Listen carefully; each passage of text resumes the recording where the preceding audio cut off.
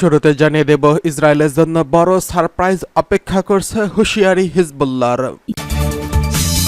জানিয়ে দেব, রাশিয়ার হয়ে যুদ্ধ করতে গিয়ে 2 ভারতীয় নাগরিক নিহত।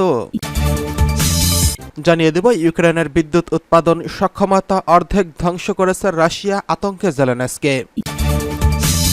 এদিকে পশ্চিম তীরে ইসরায়েলি অভিযানে আরও 6 ফিলিস্তিনি নিহত। সর্বশেষ জানিয়ে দেব, পশ্চিমা নিষেধাজ্ঞায় ফল হয়েছে উল্টো, এবারের রুবেলের দাম বেড়েছে, দাবি পুতিনের। ইসরায়েলের জন্য বড় সারপ্রাইজ অপেক্ষা করছে বলছে হিজবুল্লাহ। ইসরায়েলের জন্য বড় সারপ্রাইজ অপেক্ষা করছে বলে হুঁশিয়ারি উচ্চারণ করেছেন লেবাননের সশস্ত্র প্রতিরোধ গোষ্ঠী হিজবুল্লাহ। সংগঠনটির deputy secretary general Naim Qassem এই হুঁশিয়ারি উচ্চারণ করেছেন। তিনি বলেছেন, লেবাননের প্রতিরোধ আন্দোলনে যে কোনো সম্ভাব্য সব ধরনের পরিস্থিতির জন্য সম্পূর্ণরূপে প্রস্তুত রয়েছে। এ সময় তিনি আরও বলেন, তেল আবিব সরকার লেবাননের বিরুদ্ধে নতুন যুদ্ধ শুরু করার ক্ষেত্রে ইহুদিবাদীদের এখন পর্যন্ত হতবাক করেছে, তার চেয়েও অনেক বড় সারপ্রাইজ অপেক্ষা করছে। সোমবার নাইম কাসেম বলেন, গাজা সমর্থনে ও লেবাননের প্রতিরক্ষায় হিজবুল্লাহ ইতিমধ্যেই তা প্রদর্শন করেছে, তা কেবল সামরিক সক্ষমতার একটি অংশ মাত্র। তিনি বলেন, হিজবুল্লাহর কাছে ইহুদিবাদী শত্রুদের জন্য আরও বড় একটি সারপ্রাইজ রয়েছে। যুদ্ধ চালিয়ে যাওয়া আমাদের যথেষ্ট শক্তি রয়েছে। এটি হবে এমন এক যুদ্ধ যা শেষ পর্যন্ত আমরাই বিজয়ী হব। তিনি আরও উল্লেখ করে বলেন, প্রতিরোধের অক্ষের সামান্যতম সক্ষমতা যুদ্ধের নিয়ন্ত্রণ নিতে, নতুন সমীকরণ স্থাপন করতে এবং তেল আবিব সরকারকে তার সমীকরণে সম্মত হতে বাধ্য করতে সক্ষম হয়েছে। শেখ কাসেম জোর দিয়ে বলেন, হিজবুল্লাহর বড় ধরনের যুদ্ধ চাচ্ছি না, তবে যদি শত্রু লেবাননে একটি নতুন যুদ্ধ শুরু করতে চায়, আমরা জবাব দিতে দ্বিধা করব না। ইসরায়েলিরা এই বিষয়টি ভালো করেই জানে।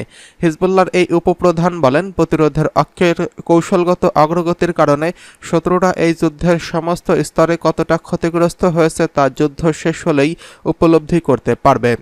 শেখ কাসেম বলেন, ইহুদিবাদীরা যুদ্ধকে দীর্ঘায়িত করার জন্য যতই চেষ্টা করুক না কেন, মার্কিন প্রশাসন তাদের যতই সমর্থন করুক না কেন, তারা কখনোই কিছু অর্জন করতে পারবে না। এদিকে রাশিয়ার হয়ে যুদ্ধ করতে গিয়ে 2 ভারতীয় নাগরিক নিহত। চলমান রাশিয়া ইউক্রেন সংঘাতে রুশ সেনাবাহিনীতে নিয়োগ করা 2 ভারতীয় নাগরিক নিহত হয়েছেন। বিষয়টি নিশ্চিত করে ভারতের পররাষ্ট্র মন্ত্রণালয়ের তরফ থেকে জানানো হয়েছে, সরকার বিষয়টি রাশিয়ার কাছে উত্থাপন করেছেন। খবর অনুসারে ভারতের পররাষ্ট্রমন্ত্রী রুশ সেনাবাহিনীতে ভারতীয়দের নিয়োগ অবিলম্বে বন্ধ করতে বলেছে। একই সঙ্গে বর্তমানে রুশ সেনাবাহিনীতে থাকা সমস্ত ভারতীয়কে দেশে ফেরার অনুমতি দিতে বলেছে। ভারতের পররাষ্ট্র মন্ত্রণালয়ের রাশিয়ার চাকরি গ্রহণের ক্ষেত্রেও জনগণকে সতর্ক থাকতে বলা হয়েছে। ভারতের পররাষ্ট্র মন্ত্রণালয়ের এক বিবৃতিতে বলা হয়েছে, মস্কোয় ভারতের দূতাবাস বিষয়টি মস্কোর রাশিয়ান কর্তৃপক্ষ ও নয়াদিল্লিতে রাশিয়ার রাষ্ট্রদূতের কাছে জোরালোভাবে উত্থাপন করেছে। রাশিয়ার সেনাবাহিনীতে থাকা সমস্ত ভারতীয় নাগরিককে দ্রুত মুক্ত দেওয়া এবং দেশে ফিরিয়ে দেওয়ার আহ্বান জানানো হয়েছে। ভারত আরও দাবি করেছে, রাশিয়ার সেনাবাহিনীতে ভারতীয় নাগরিকদের ভবিষ্যতে যে কোনো নিয়োগ বন্ধ করতে হবে। এই ধরনের কার্যক্রম আমাদের অংশীদারিত্বের সঙ্গে সামঞ্জস্যপূর্ণ হবে না। এর আগে মার্চে আন্তর্জাতিক গণমাধ্যম রাশিয়ার হয়ে ভারতীয় নাগরিকরা ভাড়ায় যুদ্ধ করছে বলে খবর বের হয়। এরপর ভারত সরকার জানায়, বিষয়টি নিয়ে তারা কাজ করছেন। রুশ সরকারের কাছে ভাড়ায় যুদ্ধ করতে যাওয়া নাগরিকদের ফিরিয়ে দেওয়ার দাবি জানানো হয়েছে বলেও জানায় কর্তৃপক্ষ। এদিকে ইউক্রেনে বিদ্যুৎ উৎপাদন সক্ষমতার অর্ধেক ধ্বংস করেছে রাশিয়া, অভিযোগ জেলেনস্কির। রাশিয়া ইউক্রেনে বিদ্যুৎ উৎপাদন সক্ষমতার অর্ধেক ধ্বংস করেছে বলে জানিয়েছেন ইউক্রেনের প্রেসিডেন্ট ভ্লাদিমির জেলেনস্কি। মঙ্গলবার তিনি বলেন, শীতকাল থেকে শুরু করে এই পর্যন্ত ইউক্রেনের জ্বালানি স্থাপনায় রাশিয়ার হামলায় কিয়েভের বিদ্যুৎ উৎপাদন ক্ষমতার অর্ধেক ধ্বংস হয়ে গেছে। বার্লিনে এক সংবাদ সম্মেলনে জেলেনস্কি বলেন, রাশিয়ার ক্ষেপণাস্ত্র ও ড্রোন হামলার ফলে ইতিমধ্যেই ইউক্রেনের 9 গিগাওয়াট বিদ্যুৎ উৎপাদন ক্ষমতা ধ্বংস হয়েছে। গত শীতে দেশটির বিদ্যুতের সর্বোচ্চ উৎপাদন ছিল 18 গিগাওয়াট। বর্তমানে ওই সক্ষমতার অর্ধেকও বিদ্যমান নেই। এদিকে পশ্চিম তীরে ইসরায়েলি অভিযান, 6 ফিলিস্তিনি নিহত। ফিলিস্তিনের অধিকৃত পশ্চিম তীরে ইসরায়েলি সামরিক বাহিনীর অভিযানে কমপক্ষে 6 জন নিহত হয়েছেন। এর আগে ইসরায়েলি বাহিনী রামাল্লায় 4 ফিলিস্তিনি এবং গত শুক্রবার জেনিনে আরও 3 জনকে হত্যা করা হয়। আল জাজিরার খবরে বলা হয়েছে, গত ৮ মাসেরও বেশি সময় ধরে গাজায় যুদ্ধ চলাকালীন সময় ইসরায়েলি এই অঞ্চলে আক্রমণ জোরদার করেছে। ২০২৩ সালের অক্টোবর থেকে ইসরায়েলের পশ্চিম তীরে ১৩৩ শিশুসহ ৫৪৪ ফিলিস্তিনিকে হত্যা করা হয়েছে। একই সময় হাজার হাজার ফিলিস্তিনিকে আটক করা হয়েছে ইসরায়েল।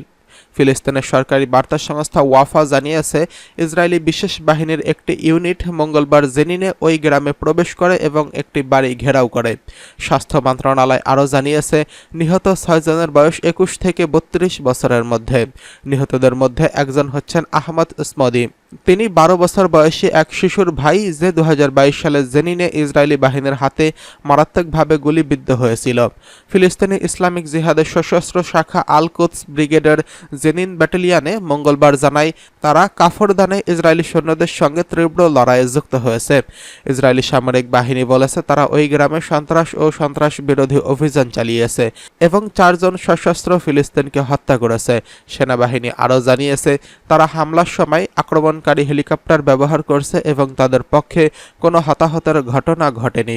ইসরায়েলি বাহিনী এর আগে গত সোমবার রামাল্লার পশ্চিমে ৪ ফিলিস্তিনি এবং গত শুক্রবার জেনিনে আরও ৩ জনকে হত্যা করেছিল। মূলত ইসরায়েলি সামরিক বাহিনী গত কয়েক বছর ধরে নিয়মিতভাবে পশ্চিম তীরে ভয়াবহ অভিযান চালাচ্ছে। তবে গাজা যুদ্ধ শুরু হওয়ার পর থেকে তাদের এই অভিযানের প্রবণতা আরও বৃদ্ধি পেয়েছে। পশ্চিম নিষেধাজ্ঞায় উল্টো রুবেলের দাম বেড়েছে, দাবি পুতিনের। পশ্চিমা নিষেধাজ্ঞার উল্টো ফল হয়েছে এবং এটি রাশিয়ার জন্য শাপে বর হয়েছে বলে দাবি করেছেন রুশ প্রেসিডেন্ট ভ্লাদিমির পুতিন। তিনি বলেছেন, রাশিয়া ডলারের লেনদেন করতে না পারায় নিজস্ব মুদ্রা রুবল আরও বেশি শক্তিশালী হয়েছে। ২০২২ সালের ২৪শে ফেব্রুয়ারি ইউক্রেনের সামরিক অভিযান শুরু করে রাশিয়া। এই যুদ্ধ শুরু হওয়ার পর থেকে মার্কিন যুক্তরাষ্ট্র ও তার পশ্চিমা মিত্ররা রাশিয়ার উপর বিভিন্ন অর্থনৈতিক নিষেধাজ্ঞা আরোপ করে। এর ফলে নিজেদের মুদ্রা রুবল বৈদেশিক বাণিজ্য শুরু করে রুশ কর্তৃপক্ষ। এ বিষয়ে রাশিয়ার প্রেসিডেন্ট ভ্লাদিমির পুতিন বলেছেন, এখন রাশিয়ার মোট বৈদেশিক বাণিজ্যের প্রায় ৪০% হচ্ছে নিজস্ব মুদ্রা রুবল। ডলার বা ইউরোতে রাশিয়ার বাণিজ্য করছে না। সেই সঙ্গে রাশিয়ার বন্ধু নয় এমন কোনো দেশেও মুদ্রা তারা বাণিজ্য করছে না। এই পরিস্থিতিতে রুবেলের কদর বেড়েছে। গণমাধ্যমের প্রতিবেদনে বলা হয়েছে, গত সপ্তাহের শেষ দিকে সেন্ট পিটার্সবার্গে ইন্টারন্যাশনাল ইকোনমিক ফোরামে যোগ দেন ভ্লাদিমির পুতিন। সেখানে তিনি বলেন, রাশিয়ার বন্ধু দেশগুলো এখন আমাদের বিশেষ মনোযোগ দাবি করছে, কারণ তারাই বিশ্ব অর্থনীতির ভবিষ্যৎ। এরই মধ্যে এসব দেশ রাশিয়ার ৩/৪ বাণিজ্যের অংশীদার। এ সময় ব্রাজিল, রাশিয়া, ভারত, চীন ও দক্ষিণ আফ্রিকার মতো উদীয়মান বাজারগুলোর কথা উল্লেখ করেছে পুতিন। তিনি বলেছেন, ব্রিক্স জোটের দেশগুলোর সঙ্গে স্থানীয় মুদ্রায় লেনদেন বাড়ানোর চেষ্টা করবে মস্কো। এমন দেশগুলোর মুদ্রায় রাশিয়ার লেনদেন গত বছরের তুলনায় অর্ধেক হয়ে গেছে বলেও জানান তিনি আরও বলেন, আমদানি ও রফতানি কার্যক্রমে রুবেলের অংশ বেড়েছে। বর্তমানে প্রায় ৪০% উঠেছে। আন্তর্জাতিক গণমাধ্যমে বিভিন্ন প্রতিবেদনে বলা হয়েছে, রুশ আমদানি রফতানির ক্ষেত্রে রুবেলের লেনদেনের পরিমাণ ১ বছর আগের তুলনায় প্রায় ৩০% বেড়েছে। রাশিয়ার অভ্যন্তরীণ বাজার ঢেলে সাজানোর পরিকল্পনার কথাও বলেছেন দেশটির প্রেসিডেন্ট, যেমন চলতি দশকের শেষ নাগাদ রাশিয়ার পুঁজিবাজারের আকার দ্বিগুণ করা, আমদানি কমানো এবং স্থায়ী সম্পদের বিনিয়োগ বাড়ানো। এদিকে রাশিয়ার রুবলের সঙ্গে চীনের মুদ্রা ইউয়ানেও আন্তর্জাতিক বাণিজ্য বেড়েছে। সৌদি আরবের কাছ থেকে চীন ইউয়ানে তেল কেনার বন্দোবস্ত প্রায় করেই ফেলেছে।